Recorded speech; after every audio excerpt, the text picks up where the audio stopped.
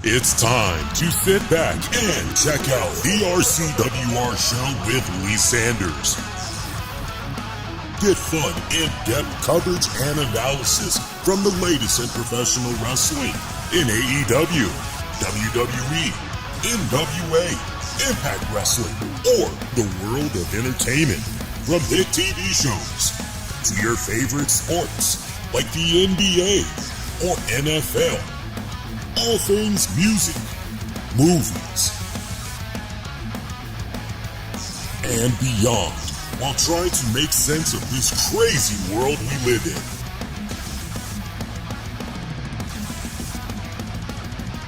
All while keeping it honest, insightful, and interactive since 2011.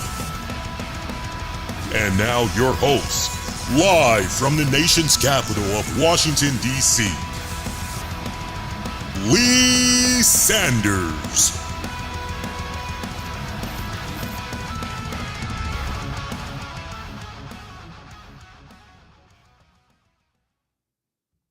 Hey, what is good? Covering the latest in wrestling entertainment and beyond since 2011. You guys are checking out the RCWR show, episode number 1069 for this Monday night of January 8th, 2024.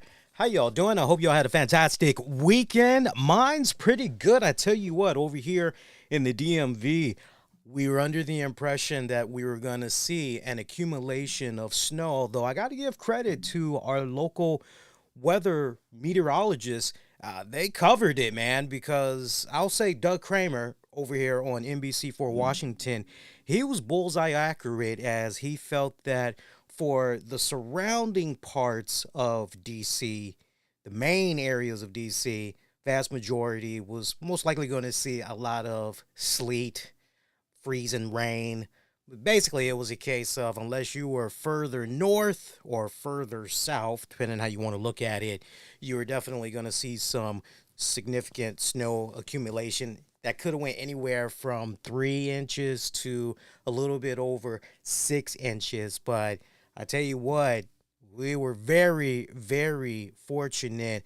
A lot of rain that we were dealing with, so wasn't too shabby, honestly. Kicked on back, caught up on some much needed rest. I would have been on much earlier, but I tell you what, man, I had the worst case of luck because I had let my dogs out one more time, because I usually like to let them out right before I get ready to do the show and then hook them up again after I'm done afterwards. And I let my dogs out. They're good and everything. I get them situated in the other room, and then, I forgot my glasses. I go back in the room, and my youngest one, first time ever, actually, no, second time ever since I've had her, that she puked. And I'm going, oh, no.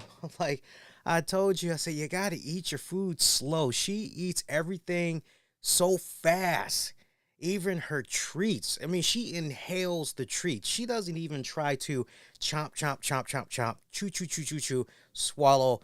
That joint just says, get over here! And just, yeah, she puked it up, and I could see, because I love hooking her up with the pepperoni sticks, I could still see pepperoni sticks in her food. That's what I was seeing. And I'm going, no. So I immediately went to cleaning it up.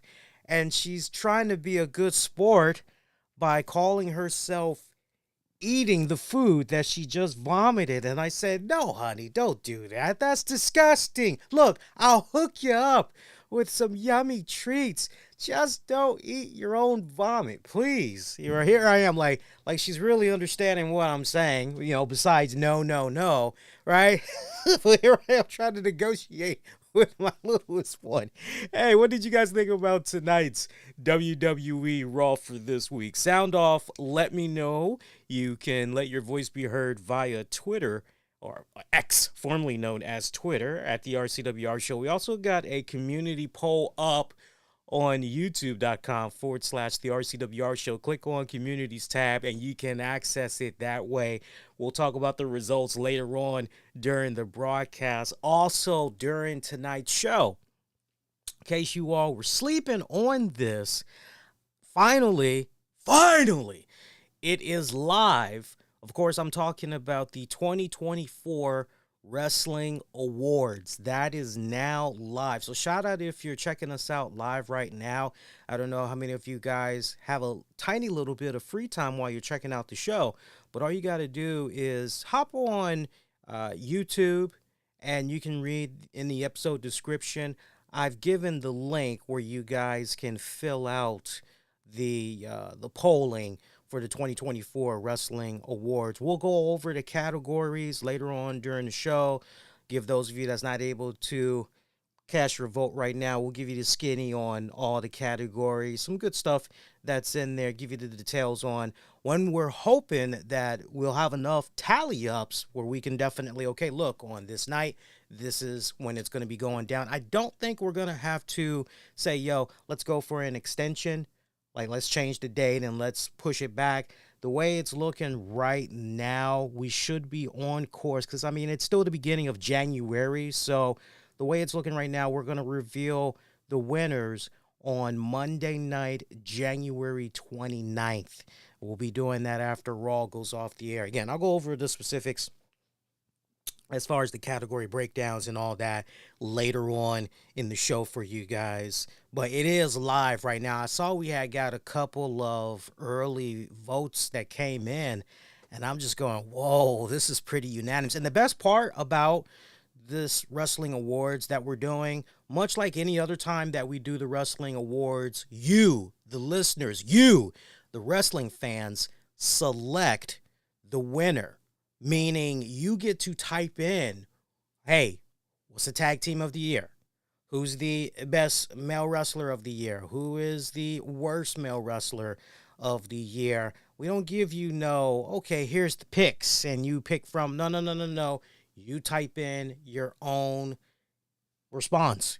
You type in who you feel. So this is pretty much the award show from the people or by the people, for the people, however you want to call it and everything. Hey, I got a new drink tonight while we're talking about Raw and a couple other little tidbits here. I am continuing the tradition of Liquid Death. This came in the mail today because I did not see this available at my local stores. Got it for a pretty good deal. I got a case of 8 for $12 from Amazon. It's basically sparkling water for those of you that's never tried it before. This one is called Convicted Melon. Convicted Melon. So I've never tried this before. I'm looking forward to tasting this all throughout the broadcast. I'm cracking that open right now. Just straight up sparkling water. So nice edition of WWE RAW this week. Of course, really main meat and potatoes of checking this week's episode out. Hey, CM Punk making his return. This is him on the first new Raw of 2024, at least for him. We did get a new Raw last week, but CM Punk was not on it. So here he is again. This is his first Raw of 2024. Kicked it off to a really good start, by the way. And the main event match for tonight, Shinsuke Nakamura taking on the American Nightmare, Cody Rhodes. Well, it was supposed to be a straight-up regular match. It ended up becoming a street fight, if I'm not mistaken. So, and not to mention, we had a women's tag team title defense that went down. So there was some interesting incentives for sticking around and checking out this week's WWE Raw. Gotta say, off the break, I loved how things kick off with Drew McIntyre in the middle of the ring, pretty hot-headed, beside himself for yet again coming up short in his match last week against Seth Rollins for that World Heavyweight Championship. And here he is. And to quote one of my favorite Robert Plant and Led Zeppelin songs, nobody's fault but mine. So he's giving himself a nice, good, hard look in the mirror, wondering where things went wrong and actually giving a little bit of validity to what Sami Zayn had told him some weeks back, which is, hey, look, maybe you need to take a good, long, hard look in the mirror at yourself, because maybe as far as all the shortcomings that's been happening in your career as of late, maybe it's nobody's fault but yours. So Drew McIntyre actually feeding into that narrative right down to the point. He suggests and even brings it up flat out. Look, maybe I need to go away for a while. Maybe it's time for Drew McIntyre to take a step back and just really think things through. And that actually made the fans boo big time when they heard that. Because, I mean, at first they were heckling him and all that. And then when he started talking about maybe it's time for him to go away for a little while, you're going, oh, didn't see this one coming. And you're wondering at this point as you're watching this, okay, how long is this going to keep on going here until we get the whole gotcha moment? And the gotcha moment, it finally came as Drew McIntyre mentioned the fact that, you know what? Maybe, just maybe, if Damian Priest of the Judgment Day didn't come out and stick his nose in my business, maybe I would have became the World Heavyweight Champion. And of course, he goes over what all had led up the final seconds of his match against Rollins, and he even begged the question to Damian Priest, yo, Damian, why didn't you come out after I had beat Seth Rollins for the championship? Why didn't you come out then, you big dummy? And he just laid into Damian Priest big time. You're going, oh, man, Damian Priest, maybe this dude's going to be coming out. But then Drew McIntyre once again takes another shot. And if you've been keeping track at home off and on these past couple of weeks since CM Punk has been back, Drew McIntyre has taken some nice verbal shots at CM Punk, but he really went all balls out tonight, bringing up the fact of, maybe I need to go away for almost 10 years, and by doing so, maybe then, upon coming back, I'll have the red carpet rolled out for me. I'll get a hero's welcome, and I could essentially have any and everything I so freaking desire by the looks of things, like freaking CM Punk, basically. This makes CM Punk, guess he's heard enough, the voice of the voiceless comes on out there and decides, heard you bringing up my name. You've been bringing it up the past couple of weeks, but I honestly thought this time around, you say whatever you're going to say about me to my face. So, go ahead as you were. I'll just chill in the corner while you're doing your thing over here. So Drew McIntyre is just looking at this.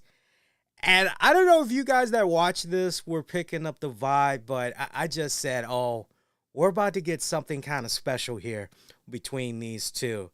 Because as far as going back and forth on the microphone, we already know what Punk can do.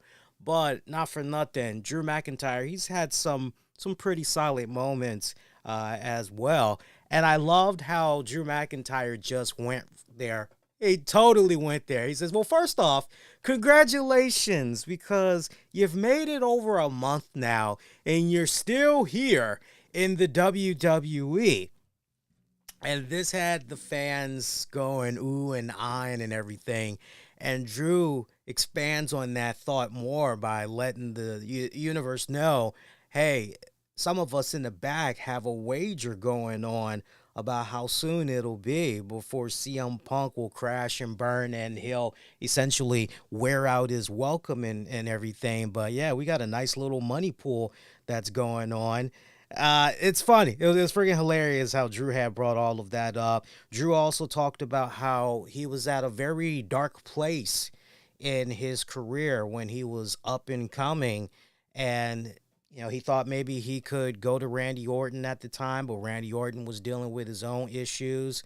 CM Punk back then, as far as McIntyre was concerned, was proclaiming himself to be the locker room leader, but when it counted the most and Drew needed that advice, basically CM Punk was pretty much nowhere to be found. He essentially kicking him to the curb, wouldn't give him the time or day, so to speak, and everything.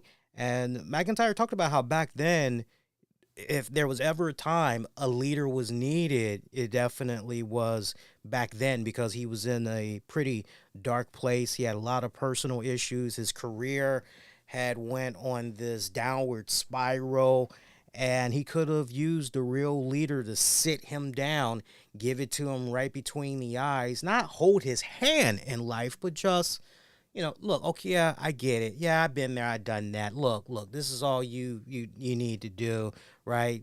XYZ, and that's pretty much it and everything.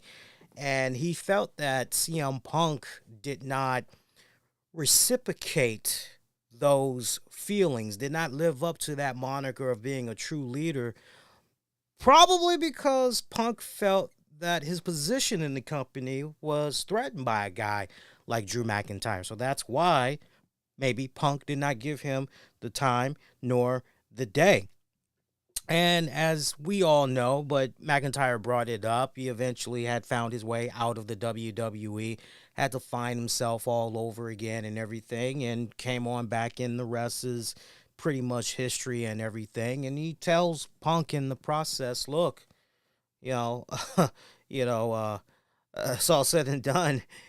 I'm your leader now, Punk. Like, seriously, kid, you need to look up to me now. So it's kind of nice.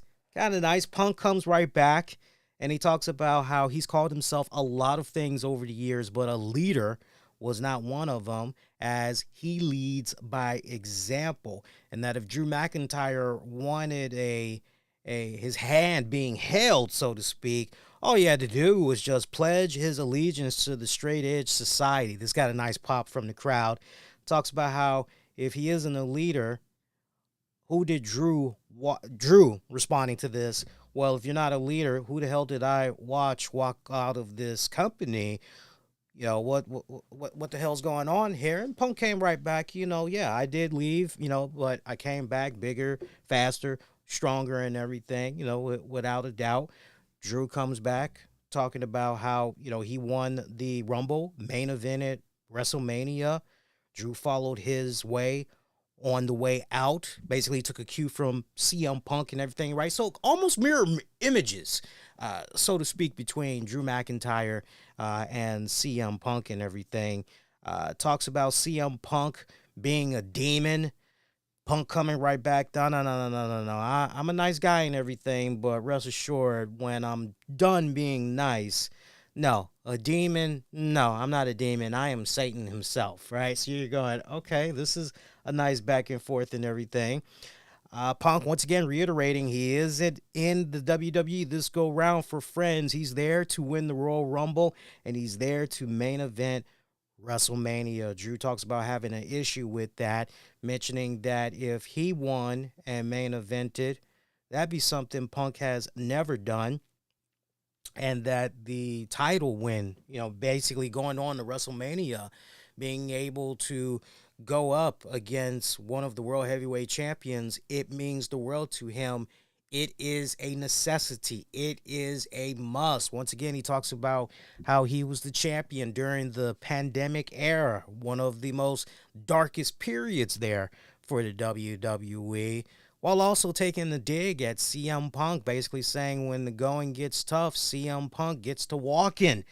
I mean, it was just great one-liner zingers / burns coming from both of these guys. Very spicy. I freaking loved it. Of course, CM Punk coming right back, telling Drew, look, I'm going to enter this Royal Rumble, and I'm definitely going to win it. I'm definitely going to go, and I'm going to main event WrestleMania. And I tell you what, if you are in there, by the time I'm in there, well, brother, I'm going to save you for last so I can personally eliminate you, right? Just making it be that much freaking sweeter, basically.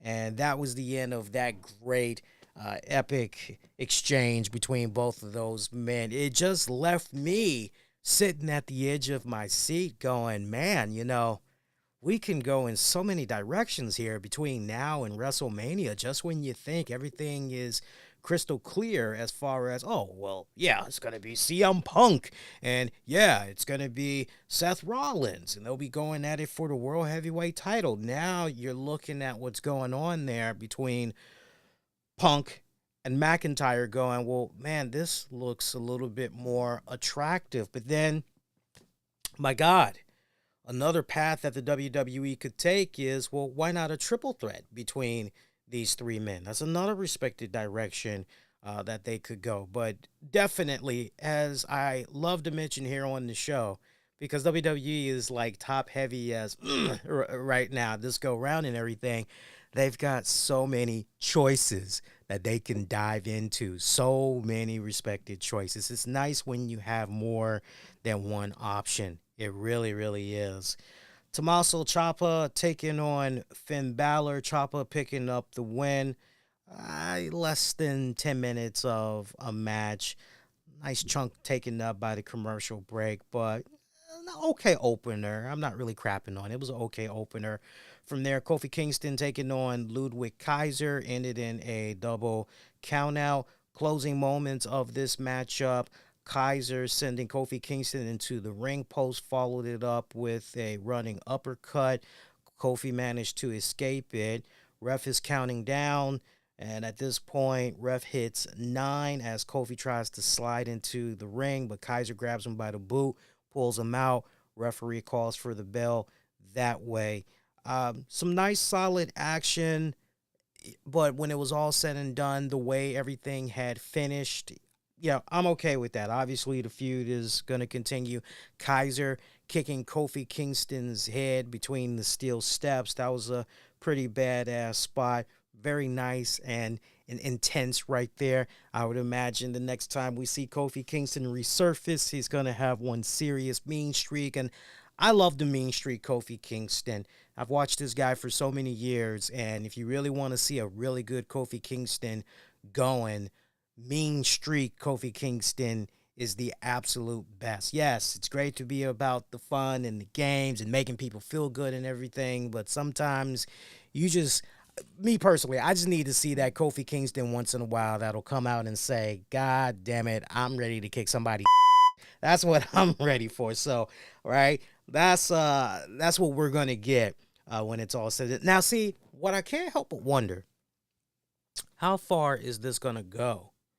Because obviously on this road to WrestleMania and the numbers game and everything, could this go in a direction where Kofi and where the hell is Xavier? Is Xavier still? I think when we were bringing up Xavier on last week's show, I believe we talked about Xavier being injured right now, but I could be mistaken.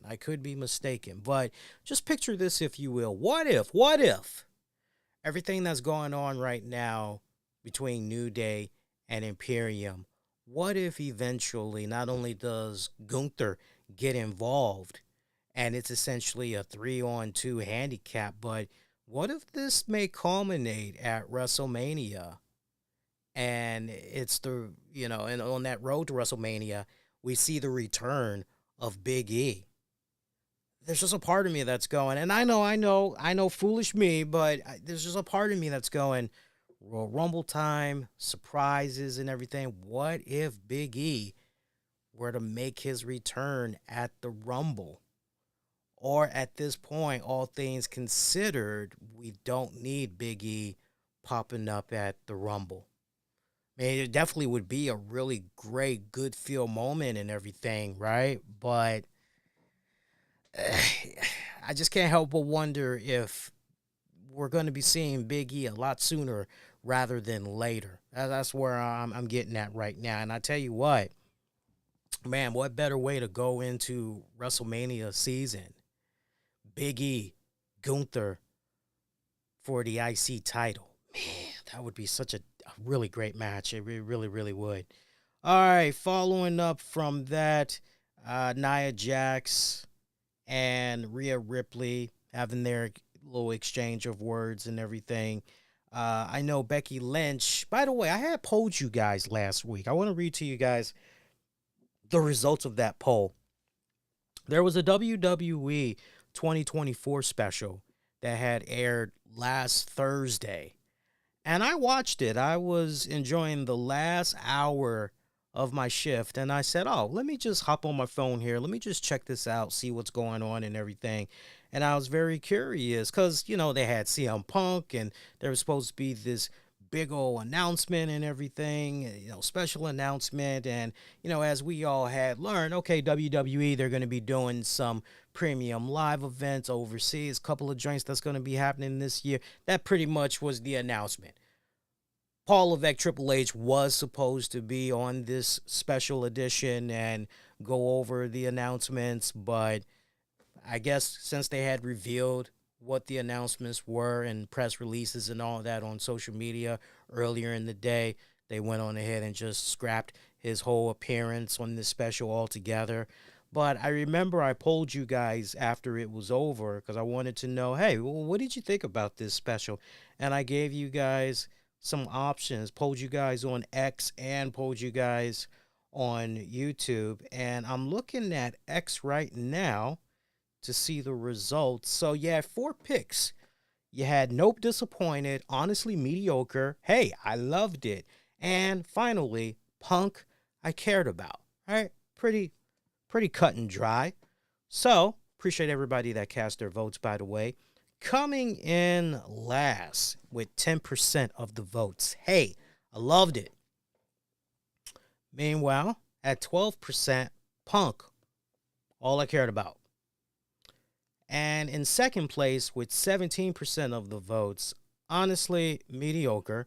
And finally at 61%, Nope, disappointed. That's how people have voted via X, formerly known as Twitter. Now, if we go and see what's happening via YouTube over in the communities tab, we have the following here. Coming in at 13%, honestly mediocre. And at 19%, hey, I loved it. Meanwhile, at 25%, CM Punk was all I cared about.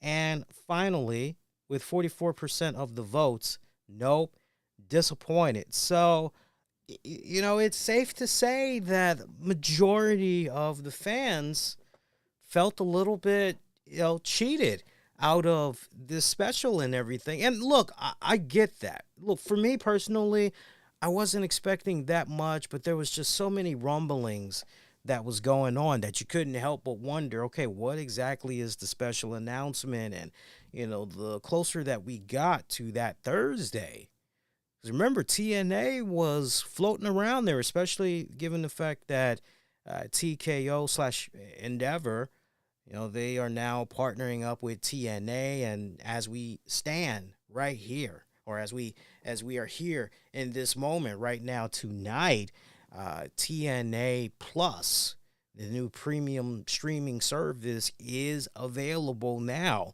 as part of this whole deal with TKO Endeavor and everything, to the point their future pay-per-view events is now going to be called Premium Live Events instead.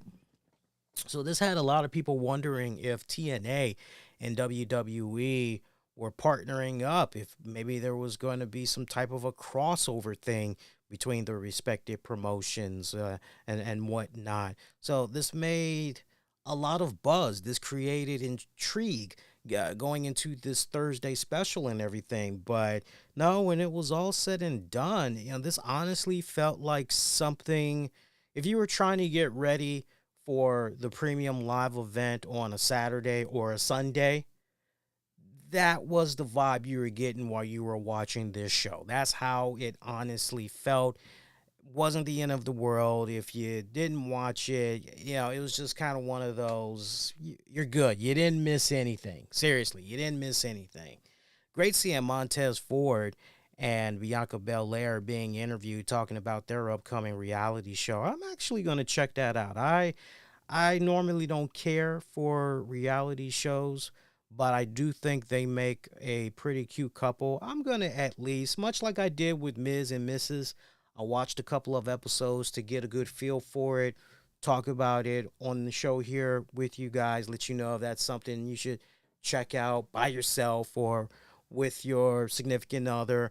I'll definitely show the same love to Montez Ford and Bianca special and go from there. I know one thing that was pretty interesting, which they highlighted, is the fact that Bianca, and being honest, I like the fact that she was honest about the fact that she started her wrestling career a bit late, and she's at that point now where, she wants to have kids, but at the same time, she also wants to continue her success with her wrestling career. So trying to find that right type of balance and everything. And I just can't help but wonder, like, without a shadow of doubt, that is going to be one of the handful of main focal points I think is going to be covered during this series, but I'm also wondering if we're going to see cameo appearances from Becky Lynch. Yeah, I could just see a segment on the show where Bianca's picking on Becky's brain and dealing with motherhood and her wrestling career. I could see Bianca maybe picking the brain of Trish Stratus. I think these would be some very interesting cameos that if WWE hasn't already worked that into this series, right? Because remember, a lot of these reality shows, they've already been taped some months in advance. It can be anywhere between 6 months to a little bit over a year in advance, basically. So I'm curious. How deep and raw, uncut it's going to be bringing up, because it's a very sensitive subject, right? And not a lot of people really want to put that curtain back all the way, right? Just go all the way and dive into something like that. So I'm curious what's gonna happen with that. I keep bringing up that WWE special, going through the results and all that, because that was where we have found out two individuals that was going to be entering the Rumble, one for the men's, the other for the women's. We found out Shinsuke was throwing his hat into the mix. Becky Lynch was the other.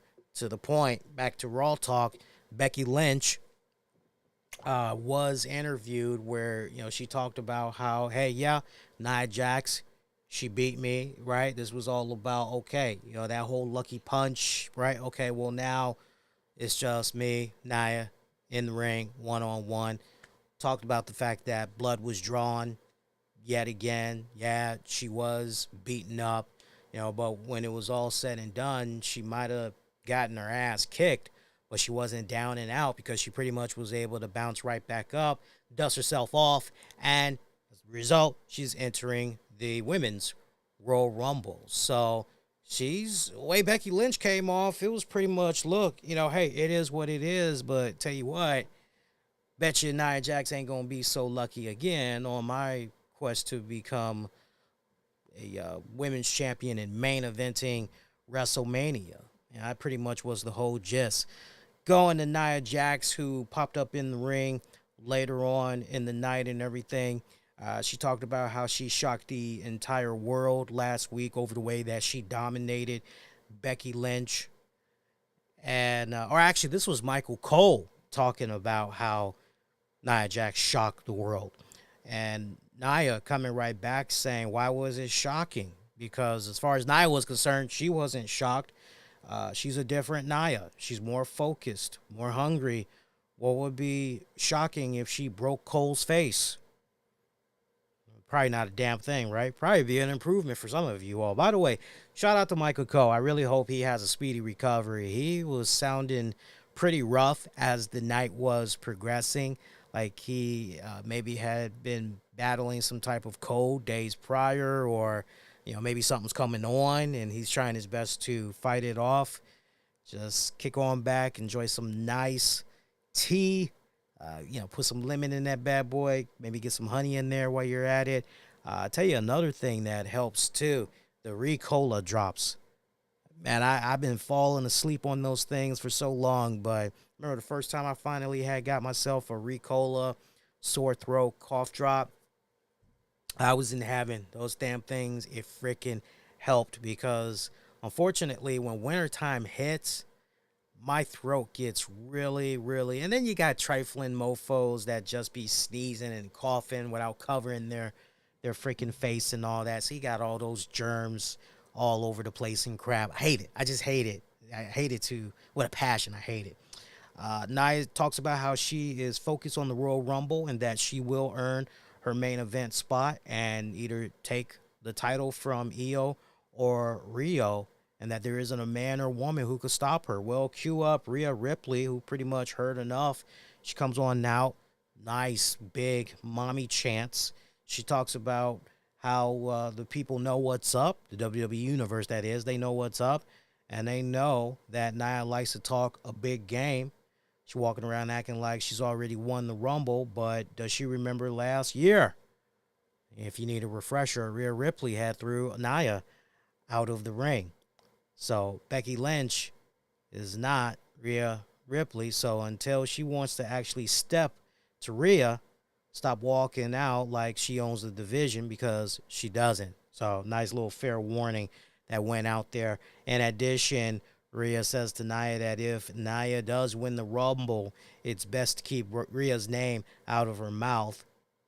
Some nice little stuff right there. Nia giving Rhea all the credit, but don't forget Nia put her on her ass when she came back, and the only reason Nia isn't holding the title right now is because Rhea is too afraid to face her one-on-one. But when she wins the Royal Rumble, won't be no excuse. Pretty much she's not going to have anywhere to hide. So I like the fact that we've got this potential match on the horizon, just teasing the idea here of, it could be Rhea Ripley and Nia Jax at WrestleMania. And look, I will give Nia Jax a lot of credit. It seems that this go round, I don't know if you guys are noticing it, but it seems like this go round, she is taking her health, she's taking her nutrition a bit more seriously.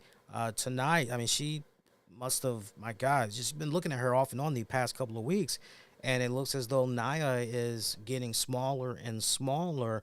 It really was apparent tonight when you look at what she was wearing. Because I know sometimes for a lot of you guys that have the social media and you're following Nia Jax all throughout, you're seeing these great pictures of her, and you're like, damn, is that some type of filter or something? Because look how small she is. What's going on here and everything?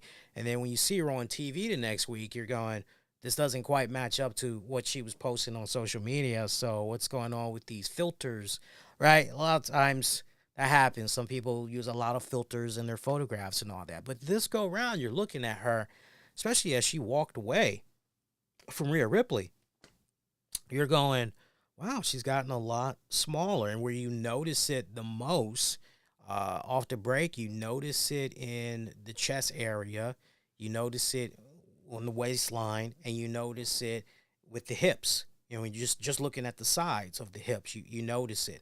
Of course, if you're checking out the rear end, that's gotten a bit smaller as well. But just those main areas off the break, she's getting smaller. And, as I had said off and on the past couple of years, way before Nia Jax had even exited the WWE, and every time you turn around, either she was hurting somebody or she was getting a little bit banged up. I always said this with a passion, which was, well, look, if she can just take some of that weight off, it really would help her as far as her legs go, because all that extra weight, that, just imagine having all that weight. The best way I can compare carrying all that weight for people that have, maybe always been skinny all their life or whatever.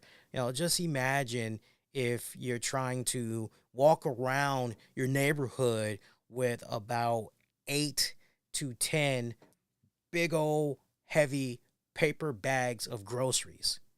But instead of just walking for about 3 minutes or or to your car to drop it off, no, you're carrying that everywhere you go.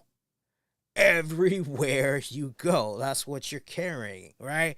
I mean, your arms, definitely your legs, right? The more weight that you carry, the more pressure that's putting on the legs and everything. And my argument for the longest time was, look, if she can just shed some of that weight off, take a lot of pressure off of those legs, she'll be more agile, more flexible, and especially as far as the longevity goes, she won't have as need of as many repairs, constructive surgery, on the knees and all that other stuff and everything. So, she looks like she's going the right path and everything. And I got to tell you, I'm really enjoying how Nia Jax is being handled this go round. I really do. Speaking of Women's Tag Team Championship matchup, Piper Niven and Chelsea Green taking on the champions in Katana Chance and Kaden Carter. Kaden Carter, Katana Chance retaining their titles. Decent little win. Decent little joint. It seems to me that, at least for now, WWE powers that be are trying very hard to make these girls I won't say be the face of the women's division, but as far as bringing the in-ring action on a regular basis, defending the titles and all of that, these are the girls for that. And at this point, we find out that officially Cody Rhodes and Shinsuke Nakamura this week on this episode is going to be a street fight. Mad kudos. Oh, you know what? I have yet to taste this. Let me taste this already so I can tell you guys how it is.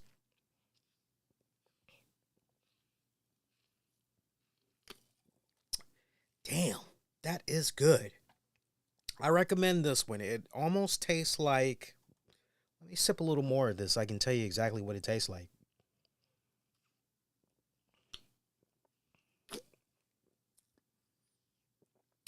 That tastes so familiar. It's on the tip of my tongue. Excuse me. It's on the tip of my tongue.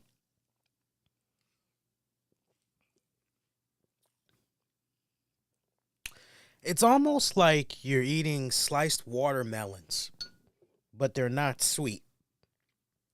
That's how it almost tastes. Now that I'm thinking about it, it's a weird crossbreed. It reminds you of watermelon, which is probably why they're calling it convicted melon. But it almost reminds you of a crossbreed between watermelon and cantaloupe. Actually, no, watermelon and honeydew. It's a nice crossbreed. I recommend it though. It's pretty good. Of the ones that I've tasted so far, because there's a blueberry one that's running around as well. Of the ones I've tasted, I'd have to say the lime one is the best. That comes in a green can. There's a sparkling lime joint. If you guys see that one, get that one first, and then I would say go for the convicted melon, and then third would be the blueberry one. R-Truth, continuing to bring in the jokes with Judgment Day. They ran one hell of a funny video package where R-Truth talked about how ever since he was a little boy, practically when he was born, he always knew that one day he would join the Judgment Day, and that dream eventually became a reality. And they're just showing these hilarious still shots. I'm just like, wait a minute here. Judgment Day in your house. I mean, they went way back, way back. They went the retro way back. Great little spoofs. Of course, the infamous Beatles album cover where they're walking down the street. R-Truth is right there. They just spliced him in the most hilarious spots. Rhea Ripley winning the women's championship at WrestleMania. R-Truth conveniently right there celebrating as she wins. He's at ringside celebrating, you know. So it's like he was there, right? I loved it. I freaking loved it. But what was the catchphrase that R-Truth had? I think I put it down here in my notes here. Some hilarious video package with R-Truth with the Judgment Day, and isn't it something like live, learn, laugh, or something like that? You cut to Judgment Day, and Damian Priest is just enjoying the hell out of it, and he's like, you know, look, don't worry about R-Truth. When the time is right, when it comes, you know, we'll deal with it then. I don't know, man. I don't think Damian Priest is gonna deal with R-Truth. I don't. I truly believe there is a part of Damian Priest that respects him a lot more than J.D. McDonough. I truly believe that Priest is willing to give R-Truth that chance. I don't know how far it's going to go before he just rips his head off, but I think there's a part of him that is very intrigued by the idea of R-Truth in Judgment Day. I really do. He might be putting on the front, but he really does appreciate him. Hilarious stuff, though. I loved it. I freaking loved it. Speaking of which, there was a match between Miz and J.D. McDonough, of which Miz picked up the win. That went way too long for my personal taste. I mean, these guys almost went 15 minutes long. We never need to do that. What really carried this, though, was Truth being there at ringside and all the shenanigans that he was pulling and everything. Backstage, Judgment Day, not happy over what has transpired. They agree that this can't keep happening. Damian Priest promising that what's going down right now with the Judgment Day, this is going to come to an end. Make no mistake about that. Seth Rollins making his appearance.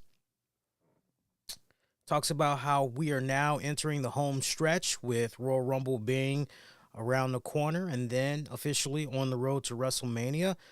Talks about how he's never in his entire career, and I had to actually stop and think about this. I could not believe this when I heard it, but he's never taken a title into WrestleMania. I really had to stop and wait, are we sure about this? And apparently that is the case. I really had to stop and think about that because I was ready to call BS on that one, but it's legit. So Rollins, as far as he's concerned, this is his year. This is his time. The only thing he can't figure out right now is who will he be defending his title against at WrestleMania. And you had a few people that were chanting for CM Punk, and Seth says, in his dreams, basically in Punk's dreams, you know, because he says, look, the roster right now, it's top heavy, as I've been saying for a good minute now. It's top heavy as, Well, cue up Jinder Mahal.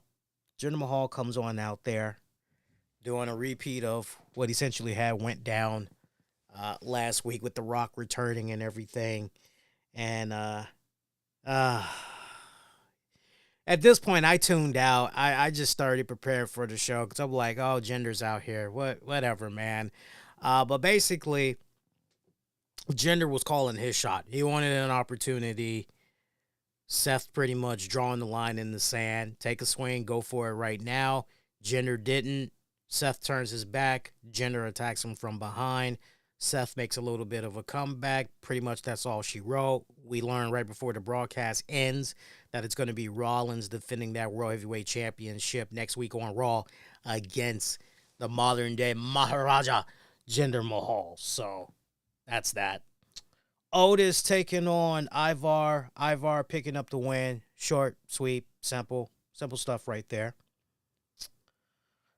Jey Uso chatting it up with Jackie backstage, wishing each other a happy new year, wanting to know what was Jay's resolutions. Jay talks about how he wants to become I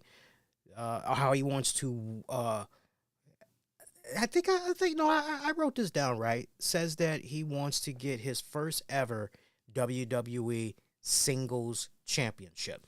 Bronson Reed interrupts the interview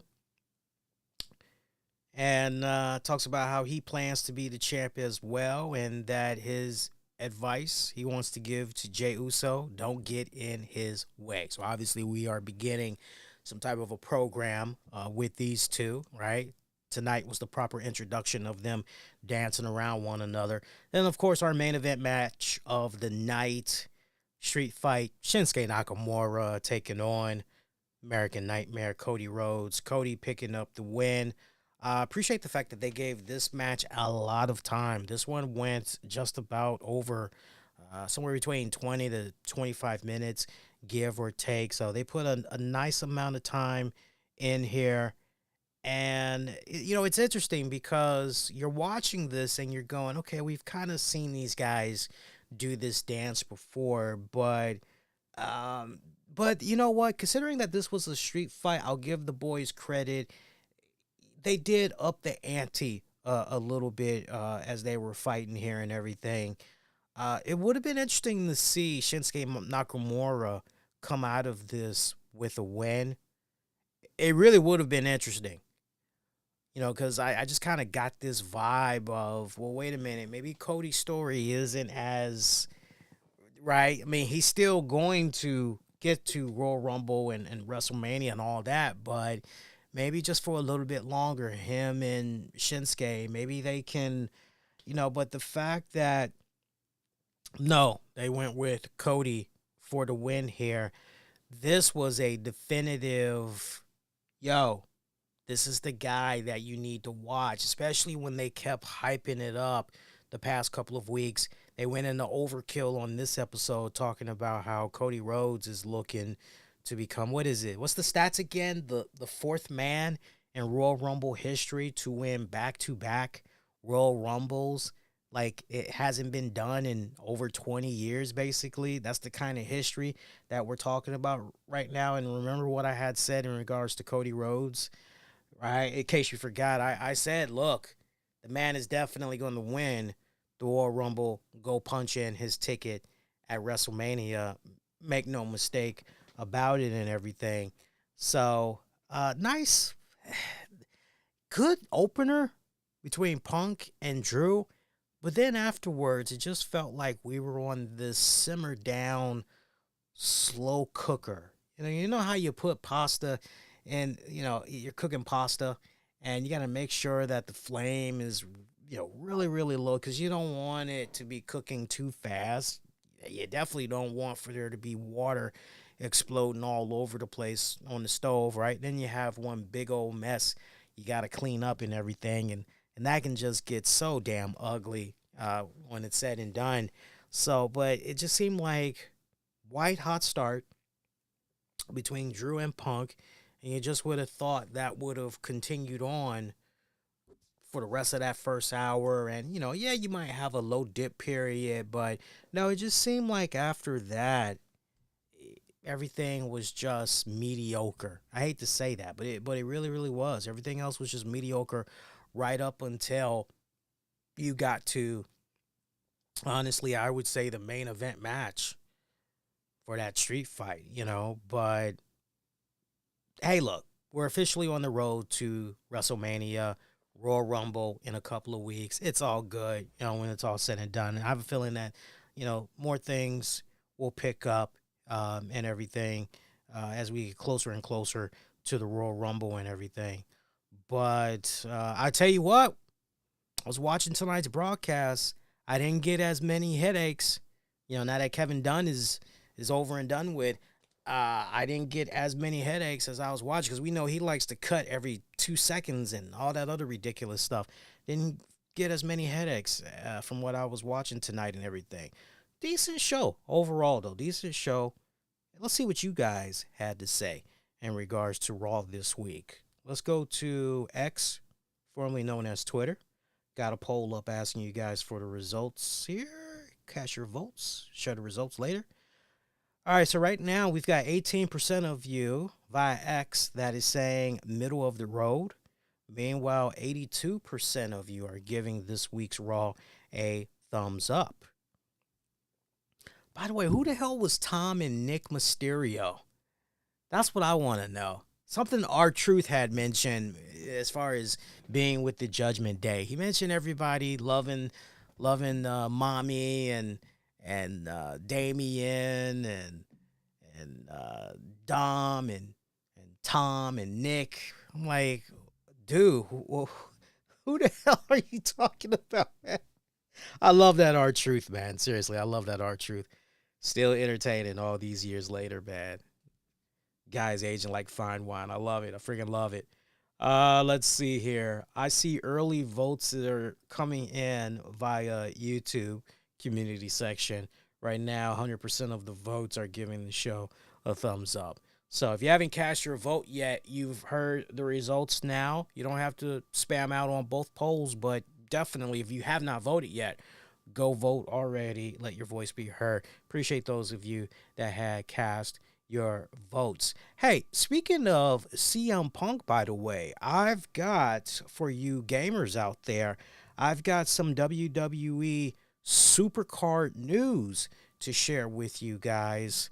We have waited for this for a long time, and just to set the record straight, this wrestler, has never appeared in WWE Supercard, because when Supercard had first launched, this wrestler had left the WWE already. So there was no way they could get access to the name, the likeliness, and all that other stuff. So for the first time ever, after 10 seasons of WWE Supercard, CM Punk makes his debut. And the way that they've got this set up, he will be available as a special edition Tundra card. Tundra, that is the current tier ranking of cards that you can get in WWE Supercard. That is the highest rank right now, highest tier right now. The tier had just came out. What was it, you all? Didn't it come out right before the Christmas break? I think it came out around the middle of December when it had premiered, if I'm not mistaken. But yeah, he's going to have a special edition Tundra card, and he will release alongside a collectible event and a special equipment. So basically, you want to make sure that if you haven't set yourself up already, you want to make sure that you go on over to the WWE Supercard website, and you want to make sure that you put in your credentials, link up when you're online via the website. You want to make sure you link up from there to the game, be it on your phone or your tablet device, because there's going to be a daily login event. And once you're able to log in for all of those consecutive days, you get that special CM Punk collectible at the very end. A lot of people are saying it's going to be some type of a pipe bomb microphone, probably, or whatnot. I don't know what it is right now. To speculate would just be unfair at this point. But also, something else is supposed to be releasing as well. I think there is supposed to be a Tundra Fusions join as well. Everything is going to be going down on Wednesday, January 10th. That's when all of this will be made available. There'll also be collectibles that you'll be able to get via playing 24/7. Basically, you win the 24/7 championship, and then you got to make sure you're defending it when you're called upon.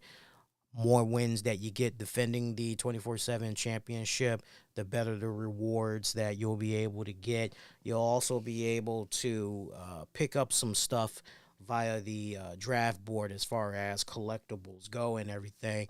But I would imagine when it's all said and done, you're probably going to need about, and I'm curious if they're going to do CM Punk in this event. I'm curious if they're going to do him like the Seth Rollins SE card. Shout out if you guys remember that. But just to kind of get you guys that haven't played the game in a while caught up to speed, you had to do this weird stuff where you had to accumulate X amount of certain collectible cards, and then you had to convert them into this one card.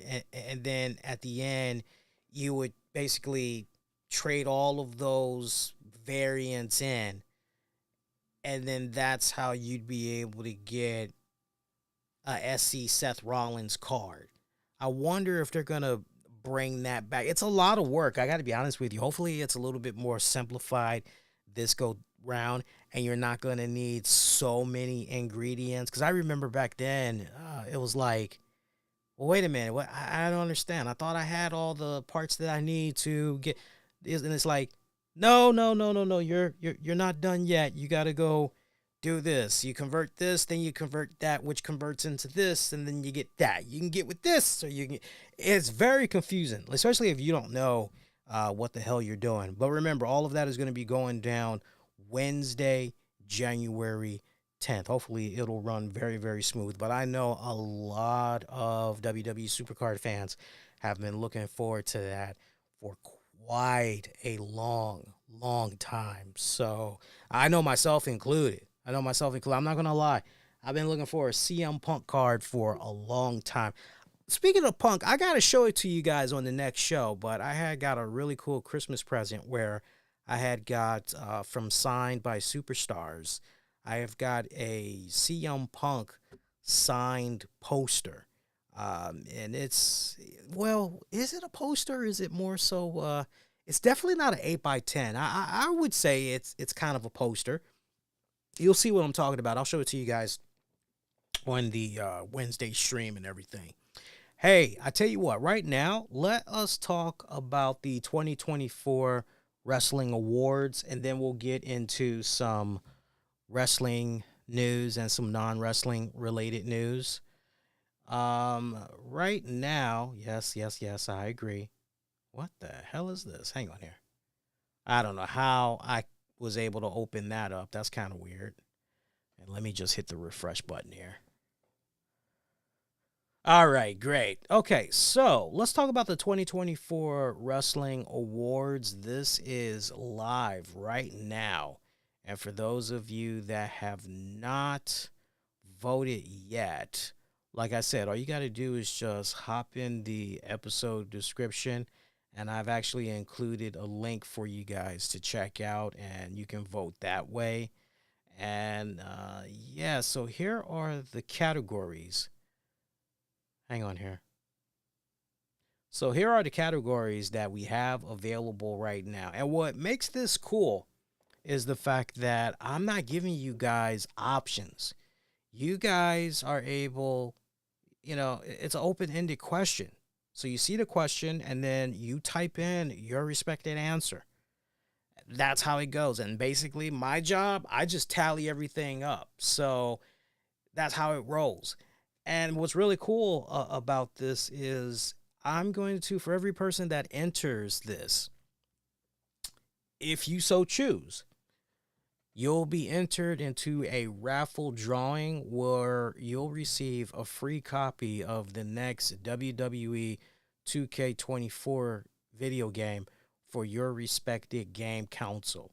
Now, I've seen how some people make sure, hey, this is on the up and up. You ain't got to worry about, oh, this is going to go to a friend of the show, so no one's actually going to win. Nah, we ain't doing that BS crap. We never do when it comes to our shows. I'm proud to say that. And we've had very seldom has it been a position where somebody has won a contest back to back that we do. I think longtime listeners can definitely, vouch for that. No, the way that I'm going to do it is, and we'll be live when it comes to the winner being selected. I'm going to add all the names into this spinning online wheel. A lot of you guys can do this yourself for any little raffle contest drawing that you may do or whatnot. And, you just enter all the names, and then you spin the wheel, and boom, that's it. That's how it goes. And full transparency, everything's on the up and up. So that's how we're going to freaking do it.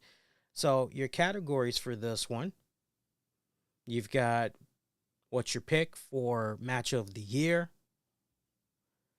tag match of the year, pick for wrestling event / pay-per-view / premium live event of the year, worst wrestling event / pay-per-view / premium live event of the year, female wrestler of the year, male wrestler of the year, tag team of the year, most improved female wrestler of the year, most improved male wrestler of the year, worst female wrestler of the year, worst male wrestler of the year, breakout female newcomer of the year, breakout male newcomer of the year, feud of the year, best storyline of the year, the WTF moment of the year.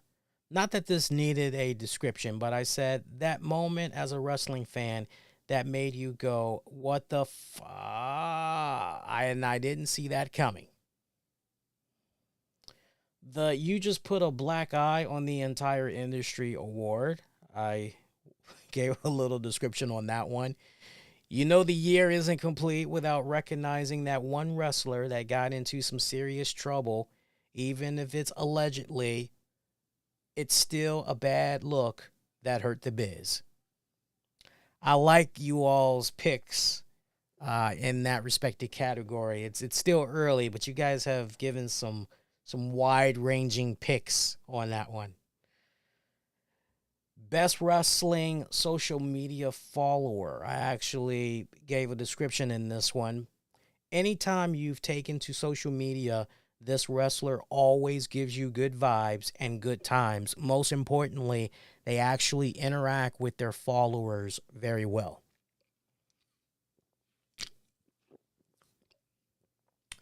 Worst wrestling social media follower.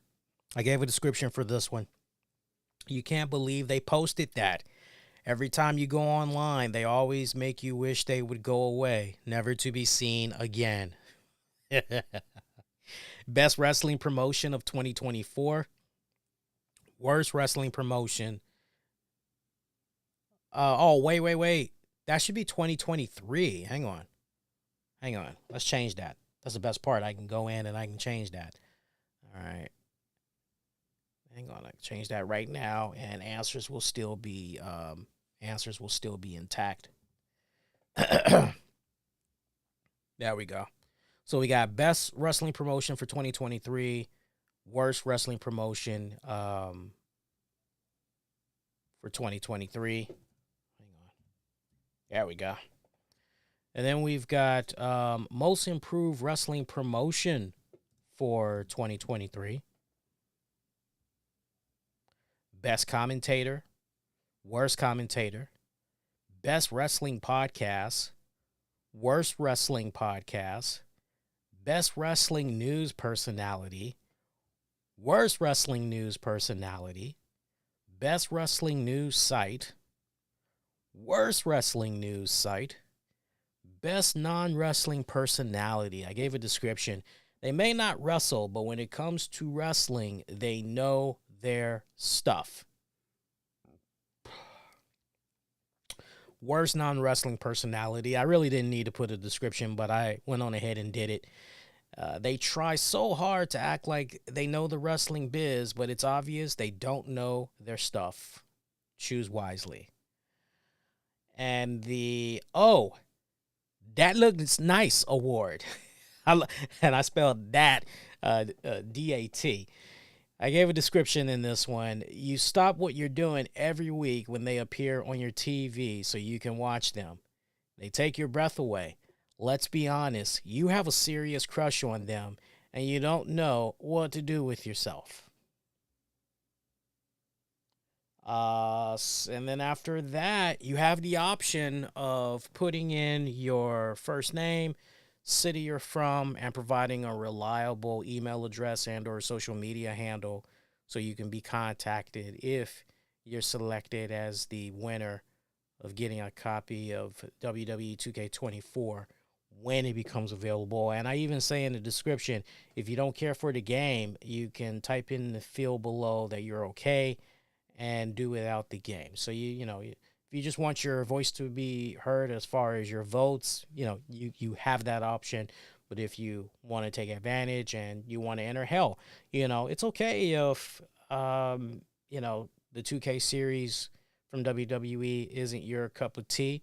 Maybe you know somebody, a close friend, family member that is a big fan of the series, and maybe you want to surprise them for their birthday or, whatnot, right? Just want to do something nice for them.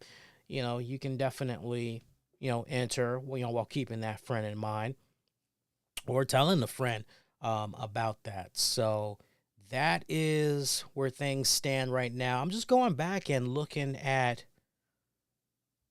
the titles one more time, making sure I didn't say 2024. And it looks like I did in just those two areas I mentioned earlier. Appreciate you guys that didn't give me any flack for saying 2024 there. I guess you guys said, no. We know what you meant. It's all good. So I appreciate that. Much love, guys. Much love.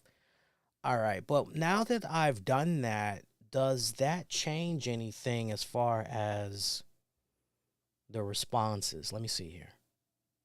No, it doesn't. Okay, good. Very good. So, yeah. So the responses are still intact. I love that. So, yeah, cast your vote. And as far as when We'll be revealing the results for that poll.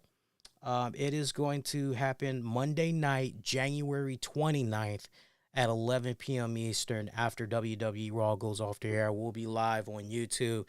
X, Facebook, Twitch. We'll be streaming all over the place at that time. So we'll go over the award winners and we'll see what's up as far as who won that copy for WWE 2K24. Now, I did do some research over the weekend because I know some of you guys might have been a little bit curious. Well, when is that game going to be coming out, Lee? I don't see a firm date that's in concrete just yet. Right now, I am seeing a pending March 2024. So, haven't heard anything yet. Maybe as we get a little bit closer to February, definitely before February is out, maybe we'll officially know something by then. But the way it's looking right now, March 2024 seems to be it. We'll see. We shall see. All right, moving along, some other little tidbits that we can get into while we're still here on the air. Not too shabby. We've only been on for about an hour and 11 minutes so far. So, in case you forgot, Becky Lynch, she has put the finishing touches on her memoir. Yes, Becky Lynch has been working for the past year plus on her memoir. That's going to be releasing in March. So just before WrestleMania, is officially here and everything. And there was a recent interview that she gave where she talked about working with Mick Foley. She actually has sent her original version of her memoir to Mick Foley, and he gave some really good feedback, what was working, what wasn't working, and basically helped her make her memoir even better. And to the point she said that she was already proud of it before, but by getting Mick Foley's help, it's really, really good stuff. So, look, if Mick Foley got involved and he's saying, yo, this is good, I definitely want to check that out. Over the weekend, Matt Riddle and Jacob Fatu, they wrestled each other at the MLW Kings of Coliseum, and they were both announced for New Japan Pro Wrestling's Battle in the Valley. So that event happens this coming Saturday. Riddle will be teaming up with a mystery partner against Zack Sabre Jr. and Bad Dude Tito.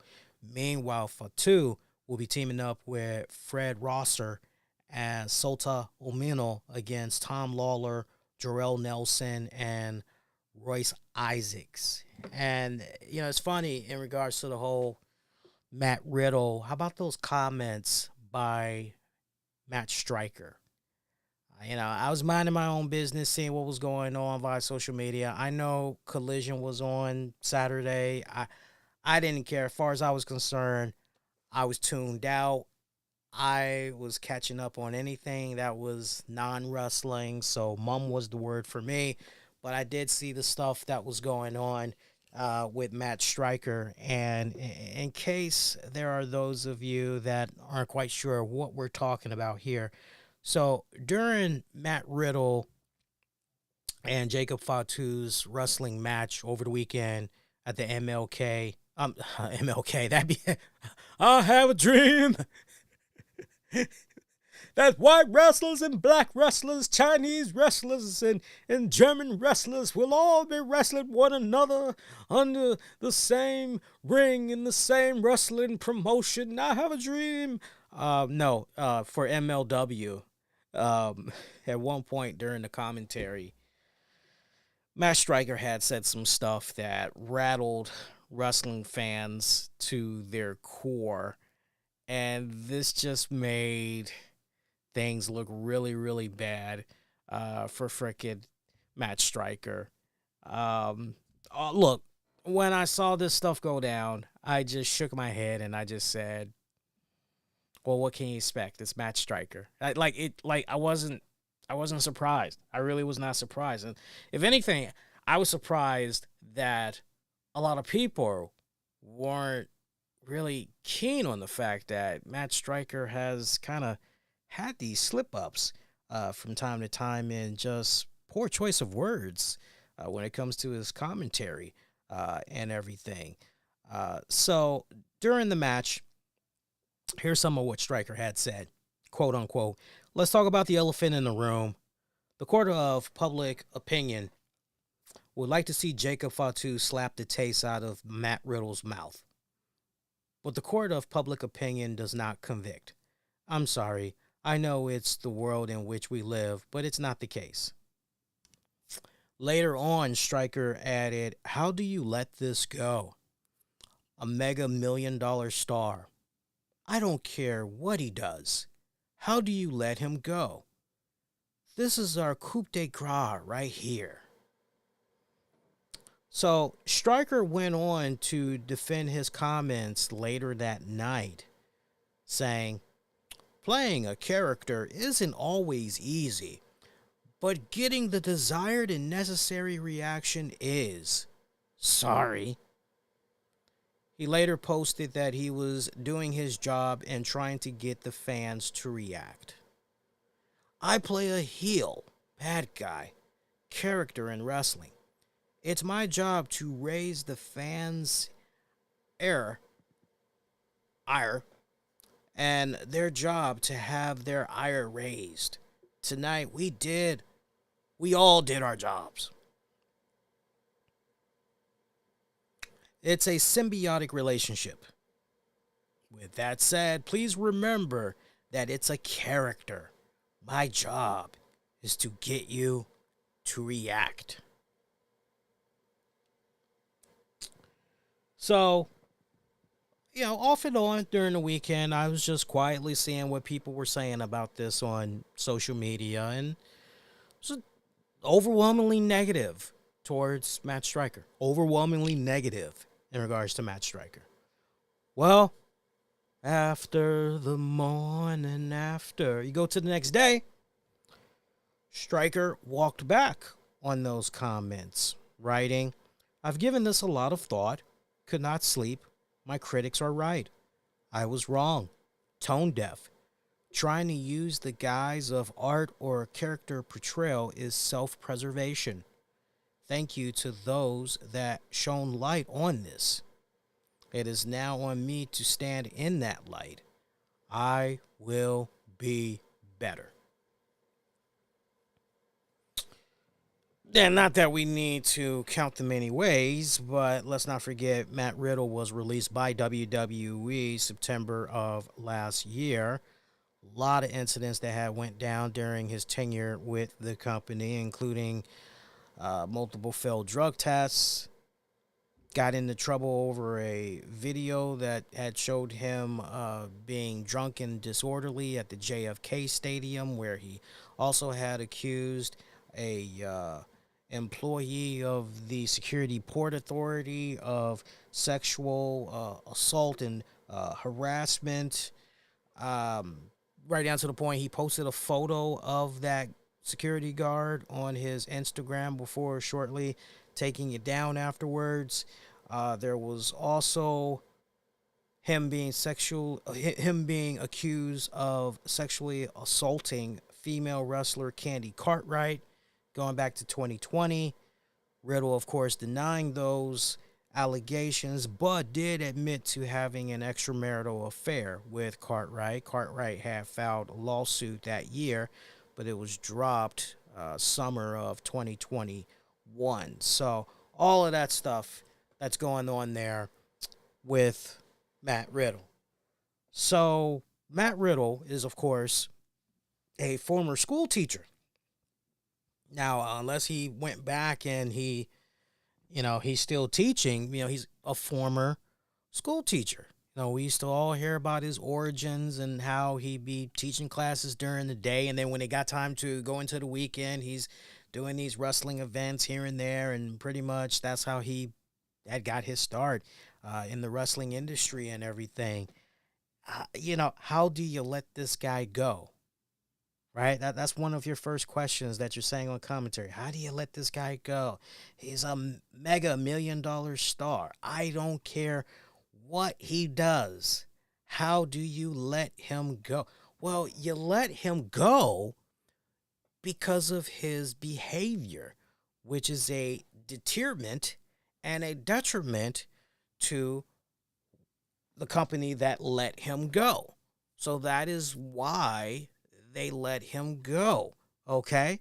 This particular individual, made a lot of bad choices that not just affected their personal life, but also affected their professional life as well.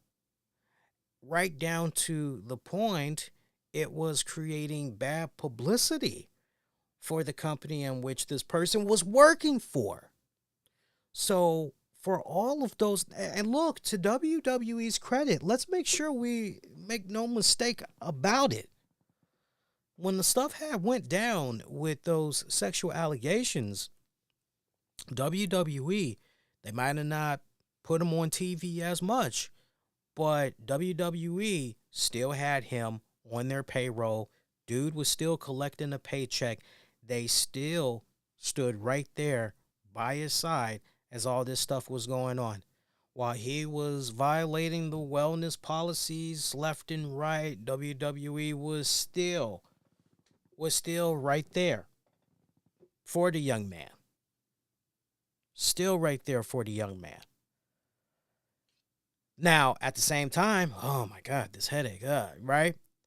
But, it's safe to say that when the stuff had went down at JFK, when he said what he said, and of course, WWE going, okay, let's try to give this the benefit of the doubt. Let's do our own internal investigation here, and let's see what we're able to come up with. Let's see what Riddle was talking about here. And once they were able to determine that there was no validity in what this man was saying, then it was a case of, okay, boy who's crying wolf. Nah, man, we can't be having this. This needs, no, we're so freaking done with this. Let's just be done with the guy. He's a freaking headache. I know he had trended because there was some stuff that he had said in regards to Brock Lesnar, and look, whether that's true or not, and Brock decided he wanted to go into business for himself. He was being difficult or whatever. Whether that's true or not, it's irrelevant. It's a good story. It's a good talking point for the wrestling community, but it doesn't change the fact that WWE did try to give this young man opportunity after opportunity after opportunity. And at some point, you just get into a position and decision where you just go, yo, it's time for us to cut our losses. Because if we continue to go down this path with this individual, they're not just going to bring themselves down, but they're going to bring everybody down that's around them. So look, as far as what's really best to do for business, we got to just separate. We don't need to be under the scrutiny, any more scrutiny. We don't need to be under any more embarrassment here. We don't need to be associated with this individual who made false allegations of sexual harassment, against, of all people, a TSA worker, rather than taking self-accountability and admitting, what, I was I had too many drinks, and yeah, what, when I have my liquor, I'm unruly, and I definitely was very disrespectful to that employee. All he was doing was his job, nothing more, nothing less. So, I mean, seriously, where am I lying in that? Seriously, where am I lying in that? Matt Stryker, former teacher, likes to consider himself to be a man of great intellect, likes to consider himself to be a man that's tries to be very well prepared, very well researched, and all of that. And for him to make the comments that he made, yeah, he really is coming off. I'll agree with Matt Stryker on one thing. As far as tone deaf goes, he definitely got that right. Yes, he definitely was tone deaf. But you know what was even more interesting in regards to Matt Striker?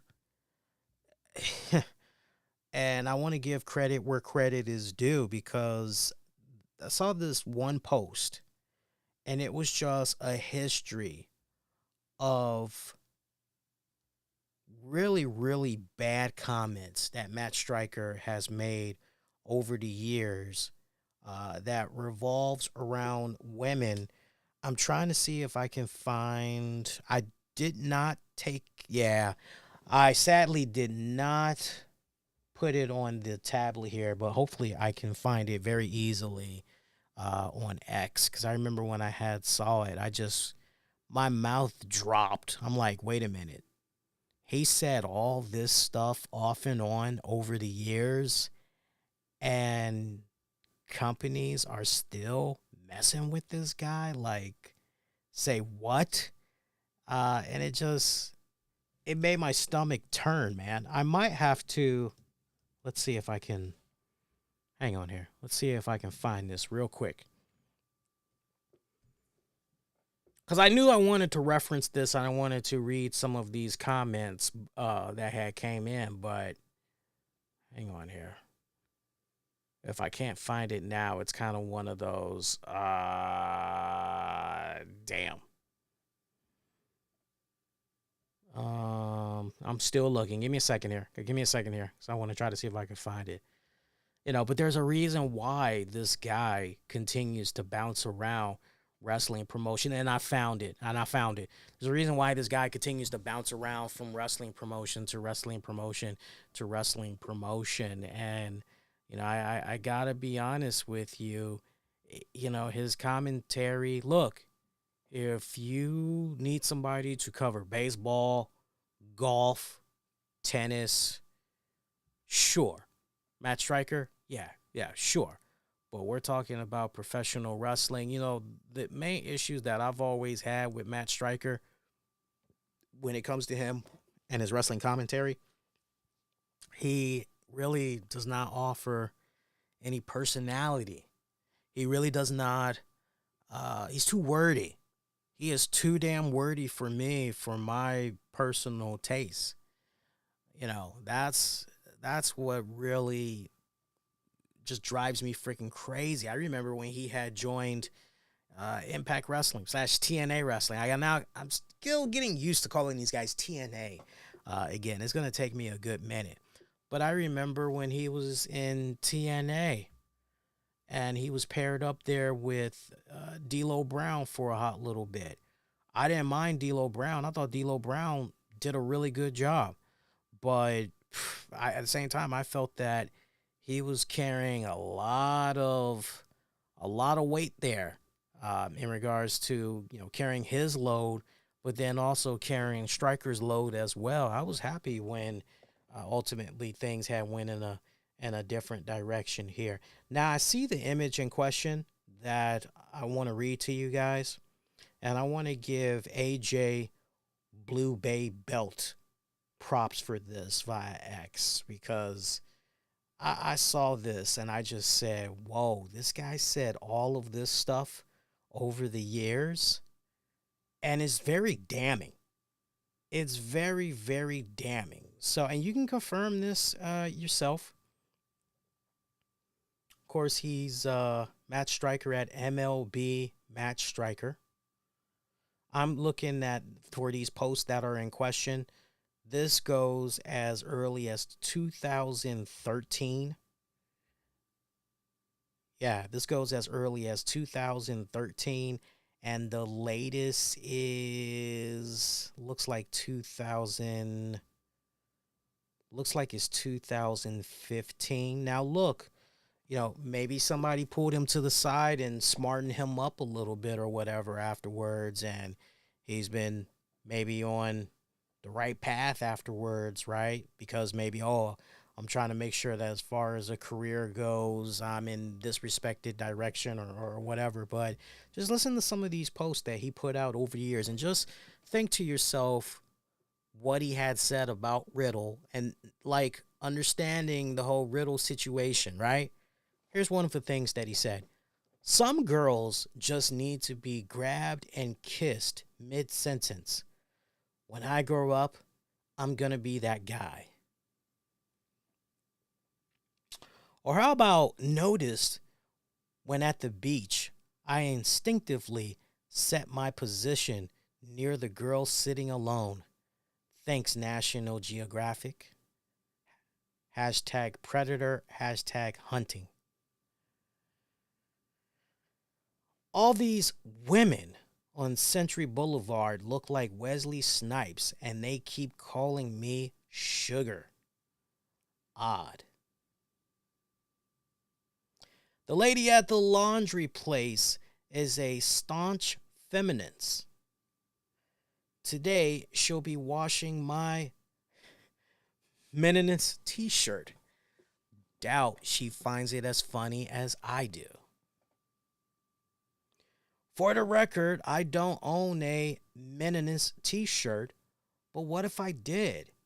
Have men become so demonized that their right of expression be taken? I don't mean to sound misogynistic, but girls, if you're going to wear yoga pants, please have a butt to fill them out. Thank you.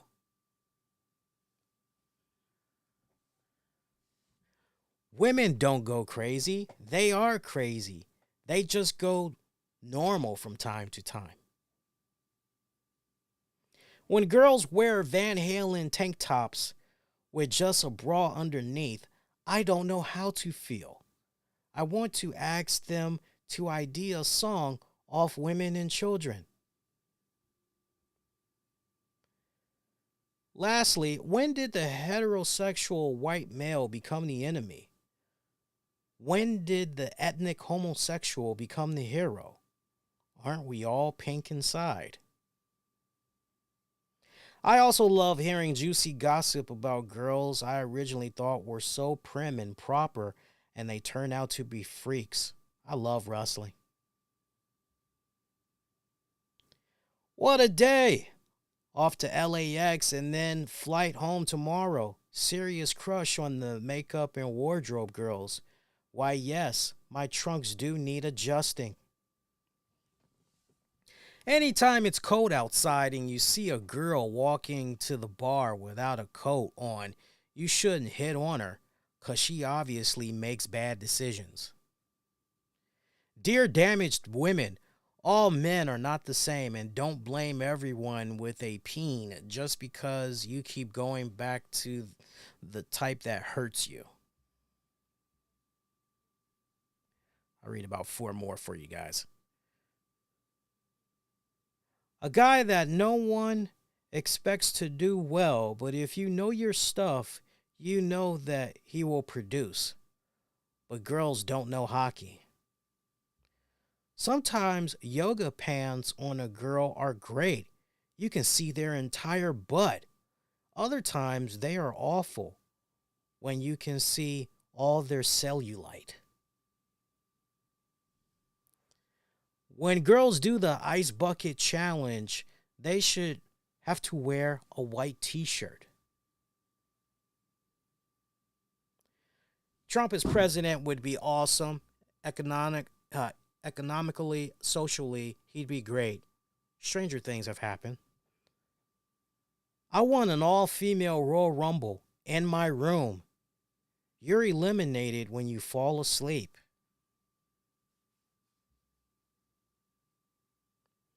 Comedian Theo Von, if God didn't want women to cook, then why did he put milk and eggs in their body? The word girls autocorrects to virus on my phone. And this is how I know Samsung has my back.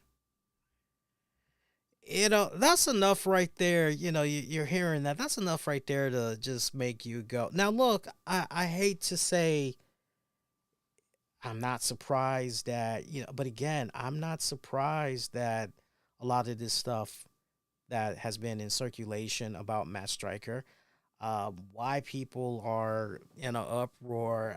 I mean, the history has always been there. The mindset of Matt Striker has always been there. You know, I had an opportunity to interview Matt Striker many years ago, and I did interview him for this show. I can't remember what we were talking about back then. I want to say maybe the circumstances for him being on the show. Maybe it had to do with the fact that he was recently released by the WWE, and we were talking about his time in the company. I don't know if he was already on board with Lucha Underground just yet, but I remember there was an original take um, that I had put up on YouTube where I had gave an introduction into my chat with Matt Striker. I had talked for like about 5 minutes, setting it up properly, and I also had talked about how Matt Striker came off very best. I'm just gonna say it out loud. He did not come off like a friendly dude. He did not come off like a friendly dude. And even right down to the point, it was just one of those things where I was just kind of going, damn, dude, why even do the interview? If this is how you're feeling, if you are just totally out of your element here in this moment and you really don't want to do this, why not just instead of, that was my main concern. And yet somehow when we actually went on ahead and, we did the interview, somehow the guy that you all are used to seeing on TV, somehow that guy had surfaced. But the guy that I was talking to minutes before, he was just pretty quiet. And it wasn't like, hey, how are you? How's your day going?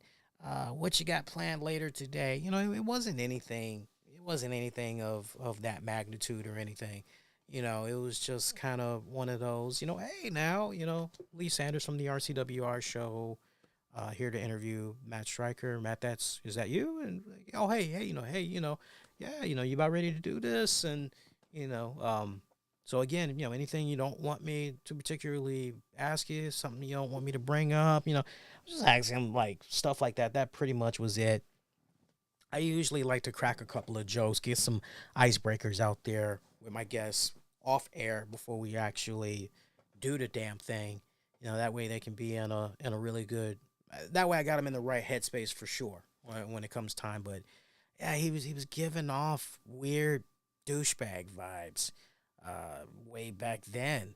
And there's been some stuff I've seen off and on, surprisingly, opposite of what I just shared with you guys. There's been some stuff about this guy online over the years that just made me raise a eyebrow and go, I've heard weird things when he was on commentary with Impact, TNA, that just made me go, why is this guy saying this crap? And I would just mute him. Longtime listeners know that when I'm not feeling a certain commentator or commentators, I typically just go, okay, let me hit the mute button. And, that's it.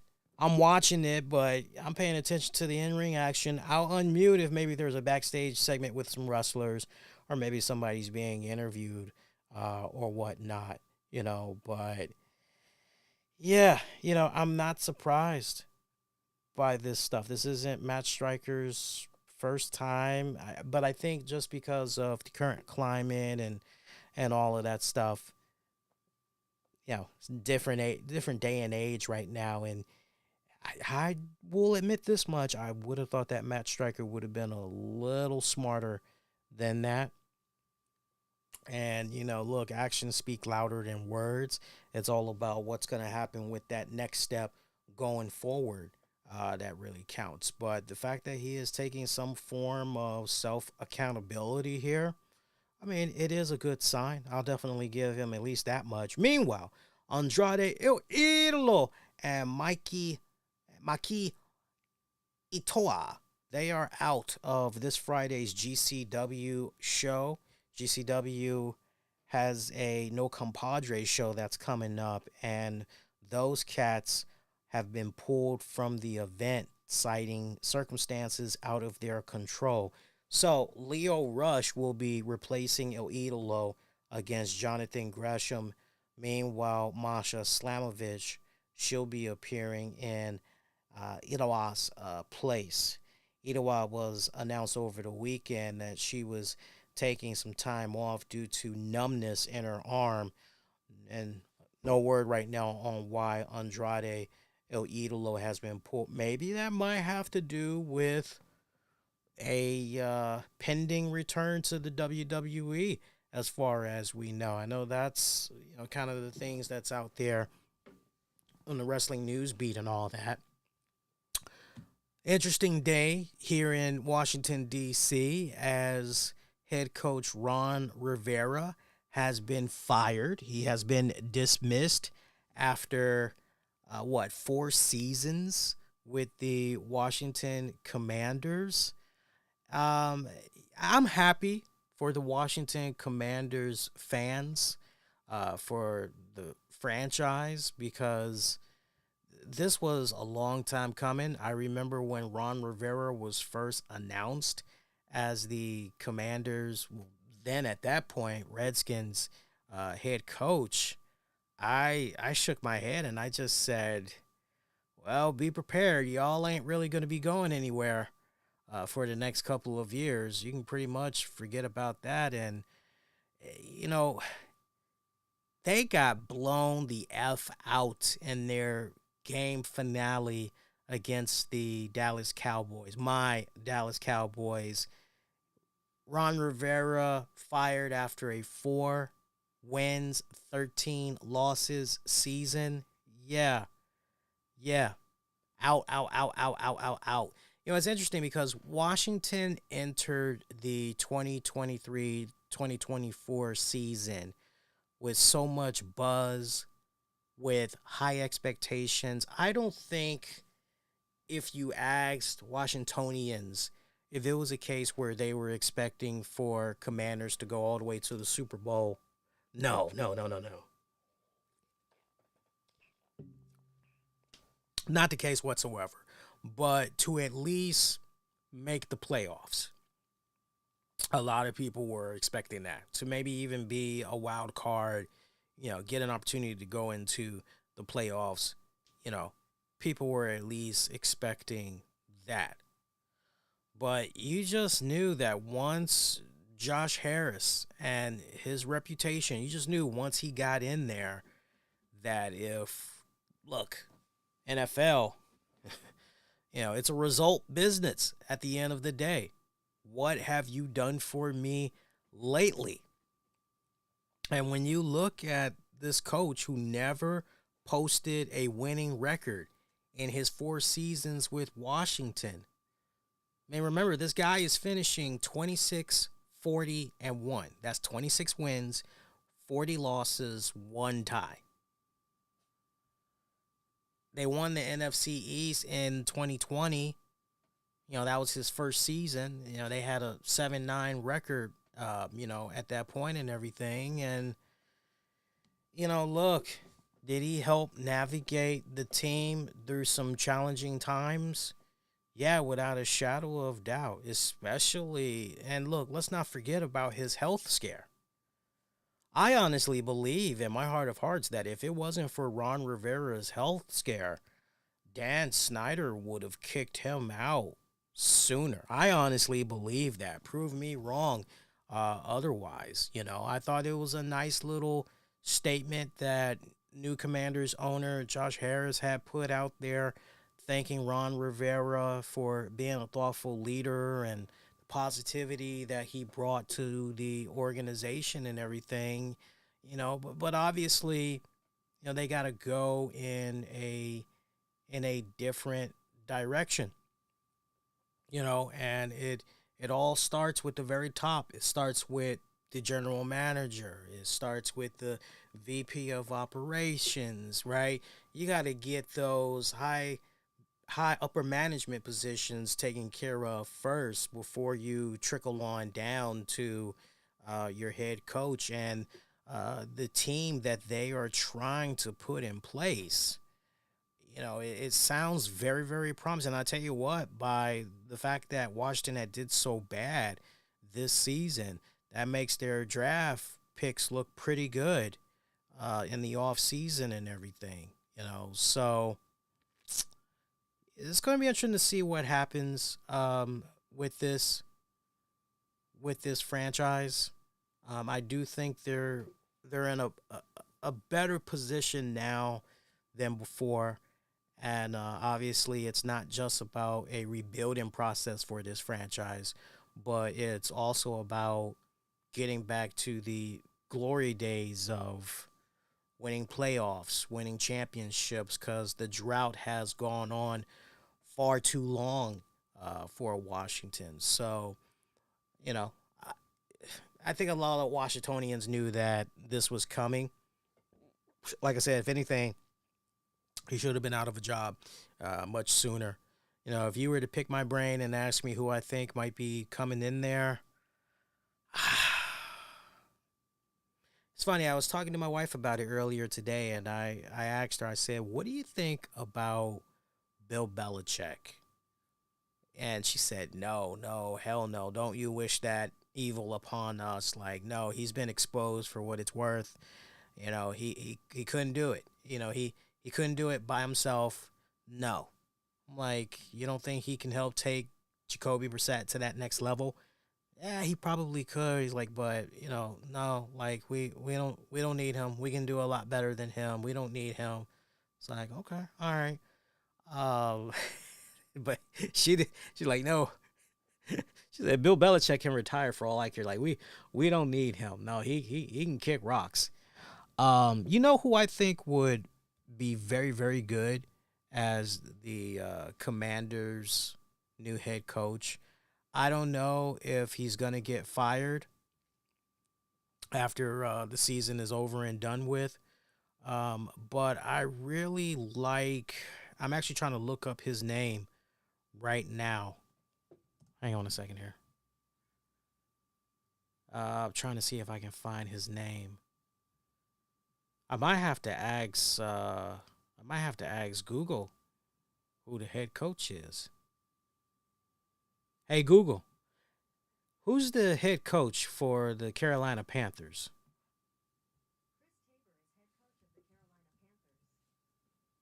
Chris Tabor? Let me see here. I got to look at his face. No, not him. That's not the guy I'm thinking of. There's this tall, kind of muscular looking white guy with a goatee. And like whenever his team loses, he gives like these passionate speeches. He's like very pissed off and all that. I'm looking at him and I'm going, man, if he gets released, I'm just going, you know what? We might be able to do something with him in Washington. He might do well. He might do well. Just put him around the right management, get the right pieces, surround him with the right pieces. He just might do some really good damage. Maybe him, but I'm not really seeing too many. Who are you really going to be able to attract to Washington? Right? It really all starts with the management team that you put in place. And I know one of the guys that they got is this guy that basically was responsible for putting together the Golden State Warriors team, putting Draymond Green, Steph Curry, Klay Thomas. Like, he was responsible for like getting all those pieces in place, basically finding the right people. So the fact that they're kicking off this new management era right by acquiring his services, that kind of lets you know that they're definitely on the right path. So we'll see what happens. I got to marinate on it a little bit more just to think about where exactly, we could go here. But hey, The Rock making his return to the WWE last week, man, that got some really, really great buzz. I lost track, but I believe WWE had said that as far as the social media engagement goes, it's now over 171 million views. That is an amazing accomplishment, an amazing freaking accomplishment. Kudos to WWE for that. Kudos to them for that. Other than that, that is gonna do it. Honestly, really not much else to get into. It's actually been a little bit of a quiet wrestling news week, since last we were on the air, which is honestly that's good. You take it for what it's worth. So next show is going to be live Wednesday night, January 10th, 2024. Get out there. If you're just now tuning in, get out there and cast your vote. Make sure you check out the episode description. The link has been included so you can cast your vote in the 2024 Wrestling Awards.